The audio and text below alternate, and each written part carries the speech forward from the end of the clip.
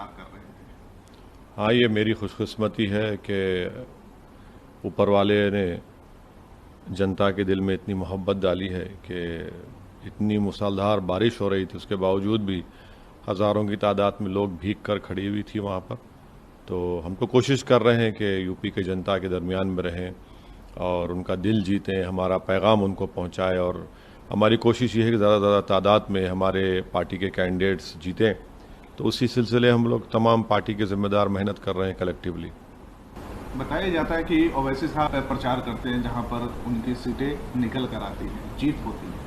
आपने क्या कुछ आइडेंटिफाई कर रखे हैं कि किन किन जगह पे उत्तर प्रदेश में हमारे को जलसा करना है, रैली करनी है और मत देना है वहां पर? नहीं, ये तो हर पॉलिटिकल पार्टी करती है, इसमें सिर्फ मैं ही नहीं या हमारी पार्टी नहीं, बल्कि सब पॉलिटिकल पार्टी अपने स्ट्रांग पॉइंट्स पर ज़्यादा तवज्जो देती है। तो हम भी वही कोशिश कर रहे हैं। और हमारे पार्टी के यूपी के प्रेसिडेंट ने ये ऐलान किया, ये फैसला लिया कि हम लोग 100 सीटों पर इलेक्शन लड़ने की तैयारी कर रहे हैं। तो इस सिलसिले में हम मुख्तलिफ विधानसभा और डिस्ट्रिक्ट्स में जा रहे हैं यूपी के। यूपी एक बहुत बड़ा प्रदेश है, 21 करोड़ का एक प्रदेश है, तो जाहिर है वक्त बहुत कम है। इसीलिए हम पूरी कोशिश करें ज़्यादा मुकामात पर विधानसभा तक हम पहुँचें, और कोशिश तो पूरी चल रही है। लेकिन सर, आपके ऊपर हमेशा ये आरोप लगता है कि इसकी राजनीति करते हैं, तो सीट के बंटवारे में या फिर अलायंस क्या माइनॉरिटीज पार्टी के साथ ही आप करेंगे? नहीं, हम तो अभी तक ओम प्रकाश राजभर साहब के भारतीय संकल्प मोर्चा का हिस्सा हैं हम। और हमने जाकर शिवपाल यादव साहब के घर में एक नहीं 2 मरतबा उनसे मीटिंग की। और हम तो ये कोशिश कर रहे हैं कि किसी और पार्टी से हमारा अलायंस हो जाए। हमने शिवपाल साहब को भी कहा, ओम प्रकाश राजभर साहब को भी कहा कि बीजेपी और कांग्रेस को छोड़कर अगर कोई अलायंस करने के तैयार है तो हम करने तैयार हैं। तो ये कोशिश हमारी चल रही है। और रहा सवाल हारने का जीतने का, तो इलेक्शन है, कोई जीतेगा कोई हारेगा। मगर हम पर जो जो झूठा इल्ज़ाम लगता है, आप देखिए बिहार में बाई इलेक्शन हो रहा है 2 सीटों पर, वहाँ पर गठबंधन के नाम पर आरजेडी और कांग्रेस लड़े और हम पर कई इल्ज़ामात लगाए। आज कांग्रेस, आरजेडी, जेडीयू मुकाबले में है, अब किसको बी टीम कहेंगे वहाँ पर? तो ये इन तमाम पॉलिटिकल पार्टीज का एक ही एजेंडा है कि ओवैसी जो मुसलमानों की पॉलिटिकल लीडरशिप को क्रिएट करने की बात करता है, वो उनको पसंद नहीं आती। वो यादवों की लीडरशिप को बर्दाश्त करेंगे, अपर कास्ट की लीडरशिप को बर्दाश्त करेंगे, मगर जहां पर मुसलमानों की बात आएगी तो वो उसके लिए बड़ा उनको एलर्जी हो जाती है और परेशान हो जाते हैं। पश्चिम उत्तर प्रदेश की जो कुछ क्या आपने कुछ बनाया हुआ है? क्योंकि बताया जाता है कि सबसे ज़्यादा अगर बीजेपी के लिए खराब स्थिति रहेगी तो पश्चिम में रहेगा, क्योंकि किसान का आंदोलन चल रहा है और साथ में बेरोजगारी है, महंगाई है, जाट नाराज हैं। तो क्या नहीं, मेरा मानना है कि सिर्फ पश्चिम क्यों बल्कि पूरे उत्तर प्रदेश में बीजेपी से एक नाराजगी है। और हमारा मानना है कि उस नाराजगी को बीजेपी को हराने में अगर कन्वर्ट करना है तो सबको मिलकर इनसे मुकाबला करना पड़ेगा। यकीनन नाराजगी है, यकीनन नौजवान में बहुत गुस्सा है बेरोजगारी का। कोविड के दूसरे वेव में जो लोगों को ऑक्सीजन नहीं मिला, अंतिम संस्कार के लिए ना लकड़ी मिली, ना ज़मीन मिली, ना दवाएं मिली, तो हर गवर्नेंस के हर इशू पर बीजेपी नाकाम साबित है। तो सिर्फ किसान या जाट बल्कि हर समुदायों में बीजेपी से एक नाराजगी है। मगर शर्त यह है कि अगर मिल के लड़ेंगे तो उसमें बहुत बड़ा फायदा हो सकता है।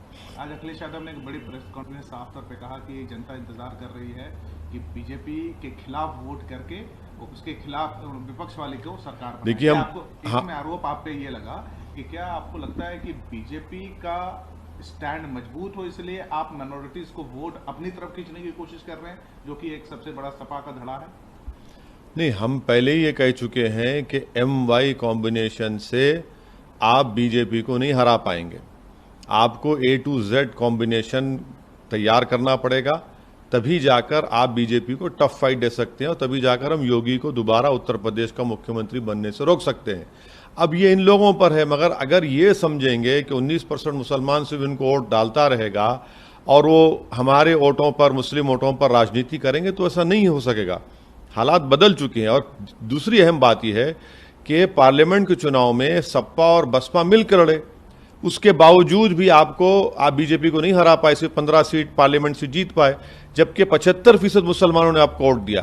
तो ये भी तो एक रियलिटी है। इसलिए हमको ये लगता है कि आज MIM पार्टी का एक पहले से ज़्यादा MIM पार्टी स्ट्रांग है उत्तर प्रदेश में, पहले से ज़्यादा लोगों में एक्सेप्टेंस है और बहुत अच्छे काबिल बहादुर लोग हमारी पार्टी से जुड़ते जा रहे हैं। हिस्सेदारी की बात आप कह रहे हैं, क्या हिस्सेदारी? बिल्कुल हिस्सेदारी होगी, हमारी लड़ाई पूरी हिस्सेदारी की है। हम ये कह रहे हैं कि भाई हम तो वोट डालने की कोई मशीन तो नहीं है आपके लिए, आप हमको क्या हिस्सा देंगे? क्यों आज लोएस्ट लिटरेसी रेट मुसलमानों का है, महिलाओं में लोएस्ट मुस्लिम महिलाओं का है, क्यों कम ग्रेजुएट सिर्फ 2% मुसलमान है, क्यों 27% मुसलमान जेल में है, क्यों फायरिंग में ज़्यादा इनकाउंटर में मुसलमान मर जाते हैं? तो ये सब सोशल ये जो प्रॉब्लम्स है उसका रास ताल्लुक पॉलिटिकल एम्पावरमेंट से है, और पॉलिटिकल एम्पावरमेंट ये पार्टीज करना नहीं चाहती उत्तर प्रदेश के मुसलमानों का। एक आखिरी सवाल उत्तर प्रदेश से जुड़ा होता है कि एक ऐसे समय में चुनाव आया है जिस समय ओवैसी के लिए रास्ता क्लियर हो गया है, क्योंकि आजम खान साहब जेल में हैं। ना नहीं, बड़ा चेहरा ना मैं हरगिज इस तरह का आदमी नहीं हूँ। मैं आजम खान साहब के लिए दुआ भी किया हूँ, जनता से भी अपील किया हूँ कि उनके लिए दुआ करिए, उनकी मुश्किलात में अल्लाह कमी लाए, वो जल्द से जल्द रिहा हो जाए। देखिए, पॉलिटिकल डिफरेंसेस हो सकती हैं समाजवादी पार्टी से, मगर आजम खान साहब तो एक बहुत बड़े नेता हैं उत्तर प्रदेश के, एक बहुत बड़ा कंट्रीब्यूशन उत्तर प्रदेश की पॉलिटिक्स का उनके लिए, और हमारा मानना है कि उनको डेलिबरेटली उनको परेशान किया जा रहा है, उनको इस तमाम माहौल में और उनको परेशान करने की कोशिश की जा रही है। इसे को इनवाइट किया है आने वाले समय में अफगानिस्तान के मसले पर नवंबर 10 या 11 को एक बड़ी बैठक हो सकती है भारत में। फिर ये किस तरीके की नीति है सर? इंडिया और हिंदुस्तान, पाकिस्तान और हिंदुस्तान बात करने के लिए तैयार है टेबल पे? देखिए, जम्मू कश्मीर में हमने सीज फायर को मान लिया, LOC पर सीज फायर ब्रेक हो गया था, हमने सीज फायर को मान लिया। क्यों माना हमने? फिर उसके बाद से हम देख रहे हैं कि हमारे फौज के सिपाही मर रहे हैं, कभी 5 कभी 2 जॉइंट जूनियर कमीशन ऑफिसर मारा गया कल, सिविलियंस की टारगेटेड किलिंग हो रही है वैली में। और ये कहाँ से हो रही है? तो पड़ोसी देश से आ रहे हैं। अब तो वो लोग अपने आर्म टेररिस्ट को भिजा रहे हैं, रोज लोग मर रहे हैं। अब आप NSA से क्या बात करेंगे? पाकिस्तान के NSA से इनकी कोई पॉलिसी है क्या? फॉरेन पॉलिसी इनके पास कोई अप्रोच है क्या? बीजेपी के पास कुछ है ही नहीं है। ना चीन के ताल्लुक से कुछ LAC पर कोई अप्रोच है, ना LOC पर इनका कोई कंसिस्टेंट अप्रोच है। कंप्लीटली इनकंसिस्टेंट अप्रोच है, और जैसा इनको दबाया जाता है अमेरिका से, उस तरह से हम लोग हरकत करते हैं। मगर क्या ऐसे माहौल में इन लोगों से बातचीत करने से क्या हासिल होगा? अफगानिस्तान सब जानते हैं, खुद RSS कह रही है कि चीन, पाकिस्तान, टर्की मिलकर तालिबान की मदद किए, और आप NSS की मीटिंग करेंगे। ये किसको बेवकूफ बनाया जा रहा है? किसको बेवकूफ बना रहे हैं? इनके पास कोई पॉलिसी नहीं है इस बारे में। पाकिस्तान से बात नहीं करनी चाहिए। अरे बात क्या, आप तो भिजा रहे हैं ना, आप तो अपने ही देश से लोग अंदर आ रहे हैं। सरकार खुद कह रही है कि ड्रोन से हथियार आ रहे हैं, उन हथियारों से टारगेटेड किलिंग हो रही है, इंटेलिजेंस ब्यूरो का फेलियर है। मैं तो ये भी कहा हूं कि अगर उस किलिंग्स को रोका नहीं जाएगा वैली में, तो वो रेप्लिकेट होगा हमारे भारत के कोने कोने में। तो सरकार के पास आप किस लिए बात कर रहे हैं? क्या ये बीजेपी भूल गई? क्या आप इनको बिरयानी खिलाएंगे? क्या आप इनको कबाब खिलाएंगे? हम ये पूछ रहे हैं कि आपके पास कोई कंसिस्टेंट पॉलिसी है ही नहीं नेशनल सिक्योरिटी के बारे में। आपके पूरी इस बात से ये लग रहा है कि न सिर्फ डिप्लोमेसी बल्कि इंटरटेनमेंट, संगीत, खेल, सब चीज को त्याग देना चाहिए। यही तो बीजेपी ने मुतालबा किया था ना, यही तो बीजेपी कहती आ रही है। हम ये पूछ रहे हैं कि आपके पास एक कंसिस्टेंट फॉरेन पॉलिसी नहीं है। आपने फॉरेन पॉलिसी को मोदी की पर्सनल पॉलिसी में तब्दील कर दिया, आपने फॉरेन पॉलिसी को डोमेस्टिक पॉलिटिक्स से जोड़ दिया, इसीलिए तो सब ये चीजें हो रही हैं। अगर आपके पास विजन होता तो सब चीजें नहीं होती, मगर आप ये समझते हैं कि डोमेस्टिक पॉलिटिक्स डिक्टेट करेगी फॉरेन पॉलिसी को और मोदी की पर्सनल करिश्मा चलेगा फॉरेन पॉलिसी में, तो हम हर चीज में नाकाम साबित हो रहे हैं।